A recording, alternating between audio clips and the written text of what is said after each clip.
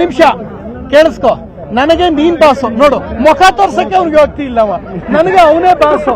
ಅವ್ರ ಅಪ್ಪ ಅವ್ವ ಅವನಿಗೆ ಬಾಸ್ ಆಗ್ಬೇಕು. ಯಾವನೋ ಪೆದ್ದ ಬಂದ್ಬಿಟ್ಟವನೆ, ಕುಡಿದ್ಬಿಟ್ಟವನೆ, ಕ್ವಾರ್ಟರ್ ಹಾಕ್ಬಿಟ್ಟವನೆ, ಮರ್ತ್ಬಿಡಿ. ಕರ್ನಾಟಕದಲ್ಲಿ ಯಾವಾಗ್ಲೂ ಮಾಧ್ಯಮದವ್ರಿಗೆ ಒಂದೇ ಮಾತು ಹೇಳ್ದು, ನೀವೆಲ್ಲರೂ ಕನ್ನಡಿಗರು, ನನಗೆ ನೀವೆಲ್ಲರೂ ಬಾಸ್, ನೀನು ನನಗೆ ಬಾಸ್ ಕಣ. ನೀನ್ ನೋಡಿದ್ರೆ ನನ್ನ ನಟ, ನಿನಗೆ ನಿಮ್ಮ ಅಪ್ಪ ಅವ್ವ ಬಾಸ್ ಆಗ್ಬೇಕು. ಇಲ್ಲಿ ಯಾವ ಮಗನಿಗೆ ನಿಮ್ಮ ಅಪ್ಪ ಅವ್ವ ಬಾಸ್ ಅಲ್ಲ, ಬನ್ನಿ ಮುಂದೆ. ನಿಮ್ಮ ಅಪ್ಪ ಅವ್ವ ನಿಮಗ್ ಬಾಸ್ ಅಲ್ಲ ಅನ್ನೋ ಮಗ ಮುಂದೆ ಬನ್ನಿ. ಯಾರಿದ್ದೀರಾ?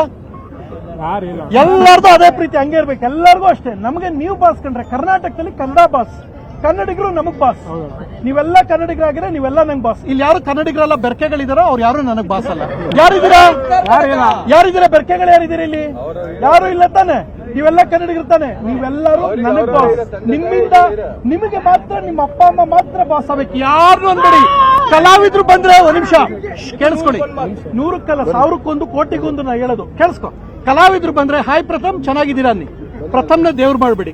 ಪ್ರಥಮ್ ಬತ್ತಿದಂಗೆ ತಲೆಗೆ ತುಂಬಿಸ್ಕೋಬೇಡಿ. ನಾವೆಲ್ಲ 0ಯಿಂದ ಬಂದಿರ್ತೀವಿ. ನೀವು ನೋಡಿದ್ರೆ ಕಂಡ್ರೆ ನಮಗೆ ಮರ್ಯಾದೆ ಸಿಗೋದು, ನಿಮ್ಮಿಂದ ಅನ್ನ ತಿಂತೀವಿ. ಯಾವ ಮಗನ ಸ್ಟಾರು ದೇವ್ರು ಮಾಡಬೇಡಿ.